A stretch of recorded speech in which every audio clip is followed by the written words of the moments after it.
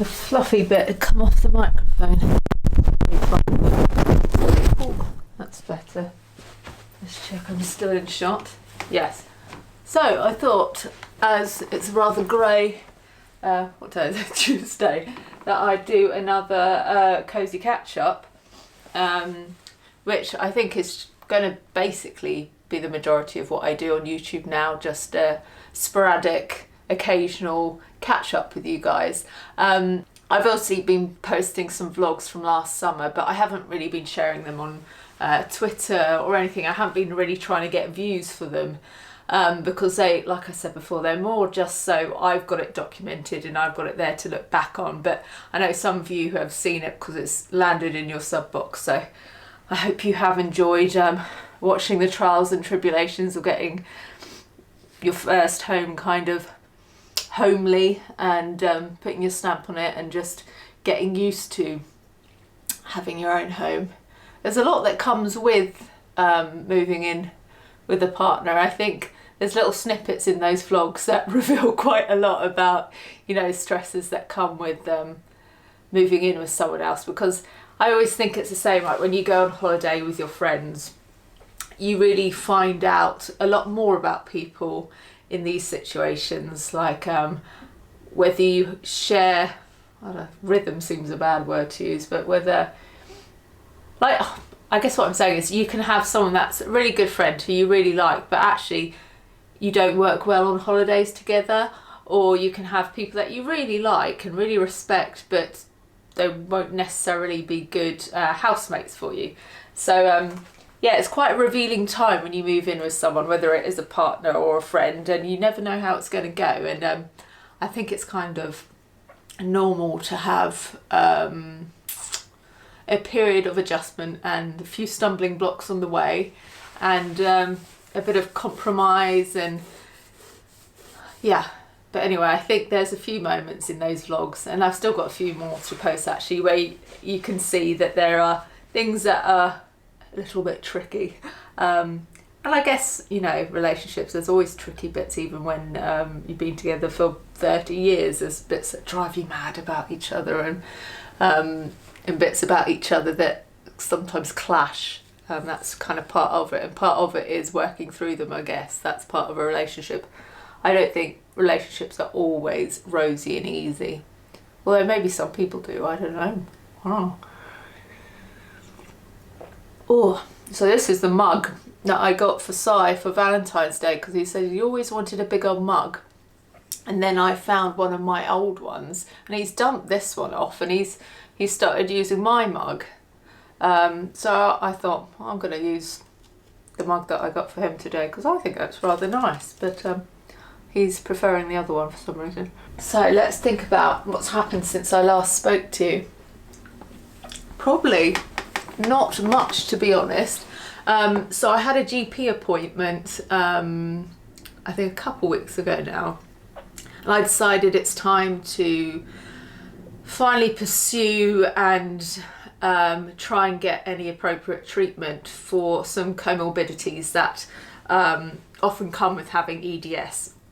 So I went to my doctors and said I want to see someone that specialises in mast cell activation syndrome, and I want to see a cardiologist to get officially kind of tested for POTS and officially given some advice on how to manage it, because over the years so many specialists and GPs have gone, yeah, it looks like you've got POTS, but while that's helpful in some respect, because you know you're not going mad and that they can see that some of these things point in that direction, you just want someone to, you know, just go full hog and go, yes, this is what you got, and this is what we're going to do about it, and this is how we're going to help you. So I'm hoping I'll be on the road to that happening. And I was just so, I don't want to say surprised, but I was surprised how easy it was, because if a lot of you will have seen GPs, and it's a real fight sometimes to get referrals or get them to listen or to consider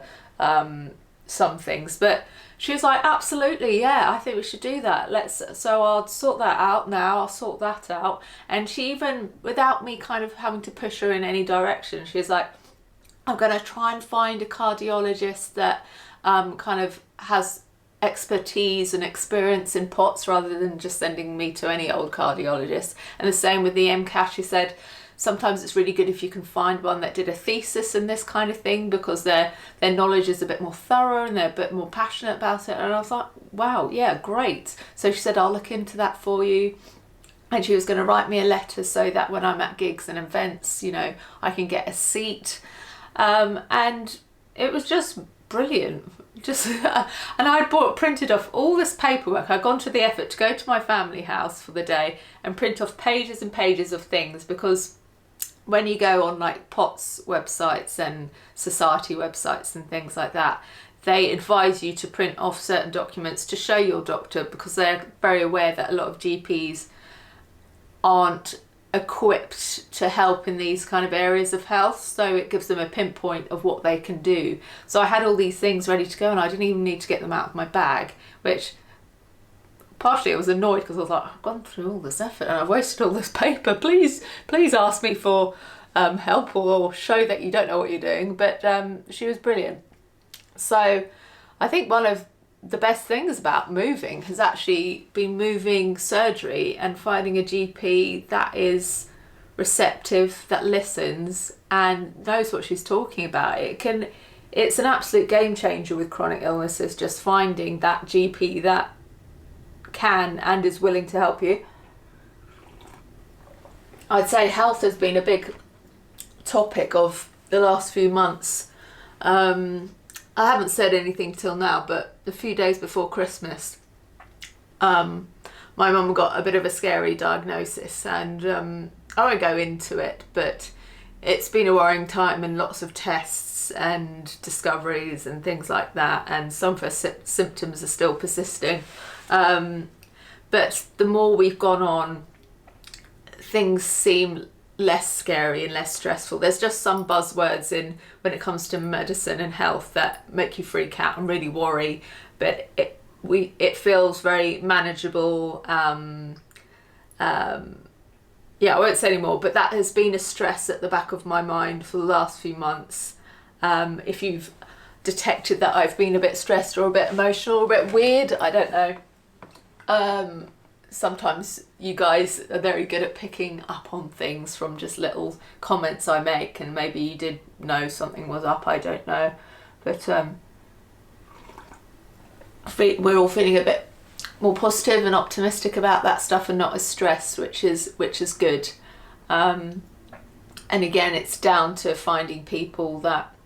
We did have issues, actually, I'm not going to lie, that, you know, she would get booked to have a consultation before she'd had the test that the consultation was about, and that sort of thing. Just like, how does that even happen? And then they're like, oh, our departments don't talk to each other. So that sort of thing drives you mad, particularly when it's a serious health issue and time is of the essence. But she has found some doctors through the process that seem to be nice and helpful and encouraging and that sort of thing, which makes a difference. Yesterday, I went for a walk with my friend Jen. Big news. But we went to this park because she's got a new dog. Well, I say new dog, it's 6 months now. Went to the park that Si and I used to walk to because it was walking distance from our old house, my parents' house, where we used to stalk dogs. So I got to go there and bumped into some of the dogs that were from my old road. And so there was a Burmese mountain dog that was adorable. So yeah, just had a nice day stroking strangers' dogs.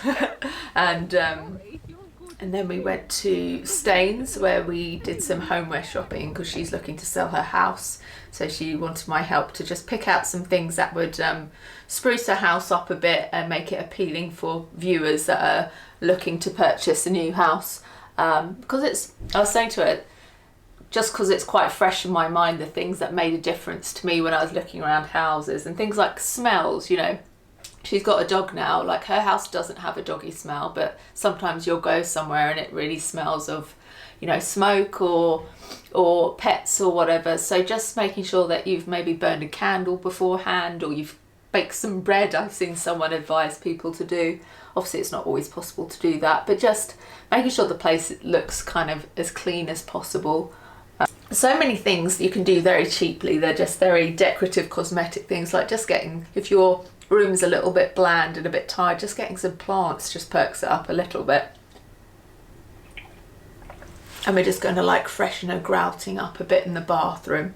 So nothing expensive, but stuff that will hopefully just make the difference on that kind of first impressions thing that viewers have. So I'm going to do a video soon because I'm changing career. I think I know I've done these videos probably loads of times over the years if you've been following me for as long as I've been on YouTube, but I feel like this is the right move for me, and it might mean that it's an end to kind of my social media work, or it might mean that my social media work just becomes a hobby again, which is no bad thing, because I think you probably enjoy it more when there's no stress attached to it, when you're literally, oh sorry, windy pops, when you're literally just posting because you want to, or because you're excited about something, or because you want to communicate with people online. So I don't think it's a bad thing, and who knows, maybe there might be a way to coincide the new career with socials, but I don't know. But I feel excited about it, and I feel like it's right, and I feel like at my stage of life it feels where I should be going, so that's exciting. The thing is though, it's going to cost me quite a bit of money investing in myself, because I got to go on some courses, so I'm gonna either have to sell some stuff or make some sacrifices this year to make it happen, but we'll see. It'll hopefully be worth it. What else? So we are still looking for our cat. I went to a rescue home that's based in Worcester Park a couple weekends ago to see some cats that they had there, and so many of them were absolutely lovely, but unfortunately all the ones we fell in love with were permanent residents of the rescue place, all really bad cases of abuse that they'd taken quite a lot of time to adjust to just being in the rescue home, so they don't want to risk rehoming them in case it undoes all the good work basically, or makes them feel anxious again. And some of them they had tried and they rehomed, and then it just didn't go to plan. They don't want to put them through that anymore. So it was a shame, because there was one particular fluffy ginger called Lizzie who lived in the airing cupboard, who had 3 legs, who both me and Si just, it was like love at first sight. It was ridiculous. And she kind of put her paws out and went to hug us, and then what she does is, if one of us is hugging us, if she's hugging one of us, when she's ready to go to the other person, she goes like that with the paw, like to kind of reach out saying your turn now. So it's just back and forth for a good, I don't know, 20 minutes. But she was gorgeous, and she only had 3 legs because the boyfriend of her past owner chucked her out of a window. And it's quite sad. We're talking to the lady that runs a rescue, and so many of the cases are unfortunately boyfriends kicking the cat or being abusive to the cat, hurting the cat, and the women deciding to stay with the boyfriend and get rid of the cat. And just seeing how sweet these cats were after all they've gone through, you know that they must have been gorgeous cats beforehand. So obviously there's no excuse for any kind of harm to animals anyway, but you just can't understand why anyone would want to do that.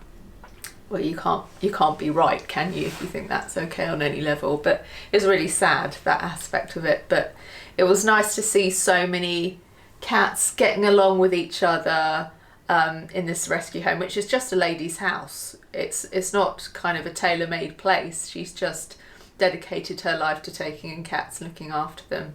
And they had some kittens there because a few of the female cats that had been recently surrendered were pregnant, or unknowingly pregnant, one of them. So they had lots of kittens and ladies about to give birth in there too, which was fun to see.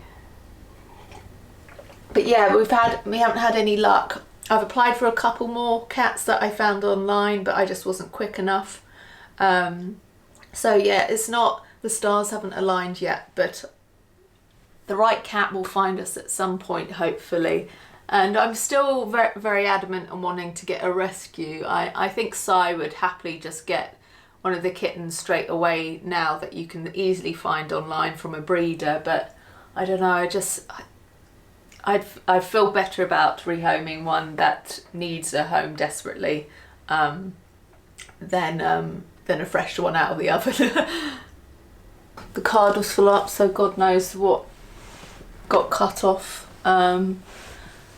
What films have I seen recently? So I went to the screening of The Invisible Man, starring Elizabeth Moss, who you might know from Mad Men and Handmaid's Tale. I thought it was very good, actually. I don't scare easy, so for me, it has to be a good film if it's of the thriller, scary horror variety in its own right, and not just be scary, if you know what I mean. Like, it needs to be well acted, or a good concept, or a good plot, or whatever, for me to enjoy it, because I don't get as scared as a lot of people get, so I don't get that kind of enjoyment as much as some people do out of those films. But I did enjoy it, and there were a few moments that did make you go ooh. There's a great team behind it, like a guy that was responsible for The Get Out, which is a great film. So yeah, enjoyed that one. What else have I seen? I'm going to see Emma tomorrow with my parents, actually. When I first saw they're making Emma again, I was like, geez, there's so many new stories that could be told. Why do we need another remake? Because I used to love the Gwyneth Paltrow one. But actually I'm hearing good things about it. So I'm going to, what's the word? Eat my words, and I'm sure I'm going to enjoy it. Me and Si went to see The Gentleman as well, which is Guy Ritchie's latest one. Guy Ritchie's done a few dodgy ones after the success of Snatch and Lock, Stock, so I didn't know what to expect, but we really enjoyed The Gentleman. It was quite witty, fast-paced. Yeah, just one of those quite fun films to watch, and my parents went to see it too, and they thoroughly enjoyed it. But don't go if you're offended by the C word, because you will get offended a lot. Little Women, I adored Little Women. Again, at first I was a little bit like, why are you remaking Little Women? Because I loved the Winona Ryder one with Christian Bale, Claire Danes, etc. I thought, it's just not necessary. But then I realised it's Greta Gerwig making it, and I love Greta Gerwig. I think she's amazing. I think she's an amazing actress. I think she's an amazing director. And I just like the way she does things. She did Lady Bird, if you don't know who Greta is. And I think her take on the story and her script was brilliant. I thought Saoirse Ronan was brilliant. Yeah, I just loved it. And I love Timothée Chalamet as well. Is that how that sounded wrong when I said it? Timothy. Anyway, I love him as well. If I was a teen, I think he would be my Leonardo DiCaprio. You know, I don't know if any of you are as old as me, but when we were younger, it was all about Leonardo DiCaprio. But I think if I was that age, he would be that kind of boyish heartthrob for me. We watched Tarantino's Once Upon a Time in Hollywood. So my memory's not good today. That doesn't sound right either. I think that's what it's good. And I enjoyed it, but it didn't kind of blow my mind. It's not my favourite Tarantino one, but of course it had those gory moments that you look for in a Tarantino movie, and the style was cool. But yeah, I wasn't overwhelmed by it. Well, Bombshell, really enjoyed Bombshell. That's Margot Robbie, Charlize Theron, and Nicole Kidman. That was a really good film. I saw I went to the screening of the Tom Hanks one. I think it's a film that would be more interesting if you're American, because I think Mr. Rogers, the story is about a children's TV presenter called Mr. Rogers, and just his way of looking at life, really. And I think obviously he has more nostalgic value for people in America, but it was a lovely story, and the way that they told the messages that the film was trying to get across was really sweet and really touching. So I did have a cry in that one, which isn't any surprise to you guys, I'm sure. What have we been watching on Netflix? Oh God, we've been watching, don't judge us, but we watched that Love is Blind show. I don't know if you've seen it, but basically people are in these pods talking to each other, but they can't see each other. They're a bit like kind of Catholic confessionals. So they go on these dates, and then finally they whittle down like the ones that they really like, and then propose to them, and then they meet each other and see each other in real life for the first time. So they see what each other looks like, and then they embark on getting to know each other, and then it comes to a crunch where they got to decide whether they're going to marry them. And obviously it's all about whether emotional connection is more important than physical connection, and whether if you don't see them at first, whether the emotional connection that you get is enough to carry you through, even if their physical being isn't your normal type, or what you're instantly perhaps attracted to, whether that existing emotional attachment you have to them will help that physical side to grow. I don't know if I'm explaining that anyway, but anyway, I think because it's an American show, the way it's done it makes it much more, oh my god, and very dramatic, and the way they talk about things is very different to, I think, how British people talk about, so it kind of makes it even more exciting. But yeah, we are hooked on that. What else? We watched The Strangers on Netflix, which I really enjoyed it, but the ending didn't quite do it for me. I don't know if anyone else agrees with that. It's at that stage of the year, like after Christmas, people are already asking, so are you going to book a summer holiday? And I'm just like, God, I don't have any money for a summer holiday. I think because of the work thing I was talking about earlier, I'm probably not going to have money for a holiday this year. But then we thought that last year, and then Si, because he did really well at work, his bonus was to get a holiday. But Si said that this time, if he does that, he'll be going with friends on that holiday. So that's not going to be a way for it to happen for me this year. So I don't know. I think in terms of holidays, maybe it'll just be a little kind of staycation somewhere in the UK, which is absolutely fine by me. Like, it's just amazing if you can ever go on holiday, isn't it? I don't have an expectation to go every year, although it would be nice. I do think it does you good to just get away for a bit and get some sun on your skin and that sort of thing, but it's not an essential. But we will see on that. What's happened in the flat since I last saw you? I keep tinkering and changing things around just because I get bored, and I'm like, oh, I'll try that over there, I'll try that over there. It's pointless activity, but it keeps me occupied. Dishwasher came, I think I spoke about that last time. Game changing, loving it. I can't think of much more to discuss with you. I think, I saw All Time Low on Friday. I was a guest of Atlantic Records, which was really nice.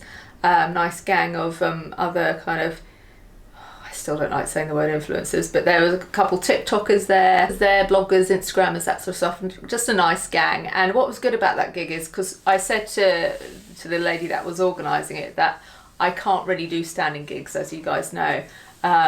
But what was good about this was there weren't any support bands, so you're not waiting around for an hour, 2 hours before the main band come on.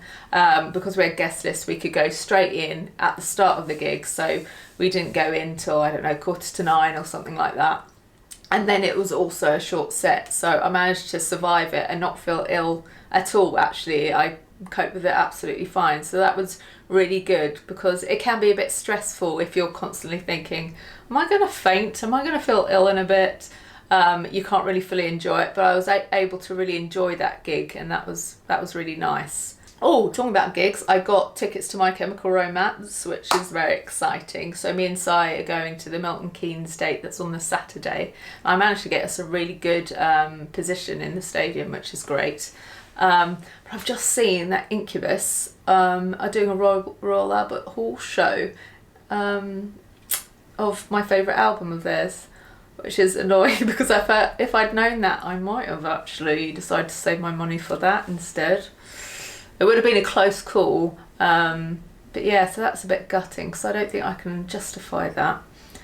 But anyway, anyone that can afford to do that, you should do that, because that's going to be amazing. I think I'll wrap this up because I've been nattering on too much already, but oh, I didn't show you something ridiculous that I did. Let me see if you can see it. Is that the right size? I don't know why it's not showing up on the camera. In real life you can see it loads. Well, basically I was dyeing my eyebrows. Thought I'd done a great job. Saved myself lots of money on this eye lure kit that I've used about 10 times and only cost me £4.99. But anyway, so it was done, and then I saw that I had a big dollop in my fringe. Don't know if you see it there. Fringe there, where my hair had obviously got caught in my eyebrow during the process. So now I got this splodge that I have to hide in my hair, and I can't afford to get my hair re-dyed. So I just have to hide this bit, but this is actually the most important bit of my hair. Like, I usually make a point of having that out like that. So I now have to hide that and just hope it fades, but I don't know if it will. Any tips would be much recommended. Talking of hair, before I go, so you know when I change my hair, it's usually a very sudden whim, like when I decided to go red and when I decided to go blue, and then when I decided to go for the chop, it was literally like, I'm gonna do it, I feel like doing it. It's a very sudden instinct kind of thing that I get, where I just like, I need a change. And this happened to me 2 nights ago. I was like, I don't want to have short hair anymore.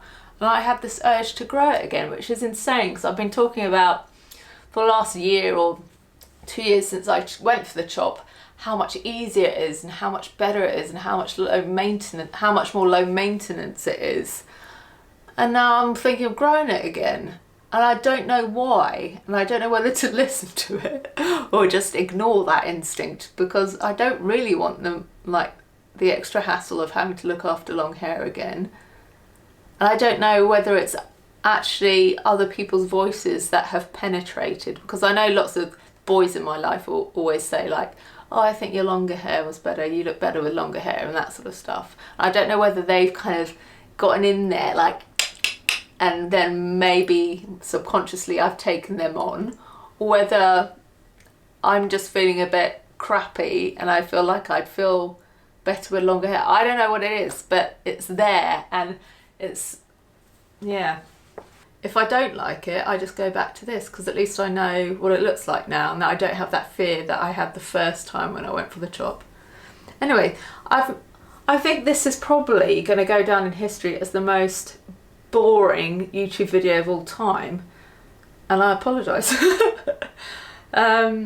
But you are my sounding board for me to just ramble to, and I guess if it is boring and you hate it, you probably will have kind of stopped watching by now anyway, so I mustn't worry too much about that. But anyway, please, if you've got any questions about anything, put them in the comments below. If you want me to chat about anything in particular in the next kind of chatty catch-up video, let me know. Very open to suggestions. And as I say every time now, I'm much more active on my Instagram accounts, particularly my home account, so do come on over there, because you'll get a lot more from me over there.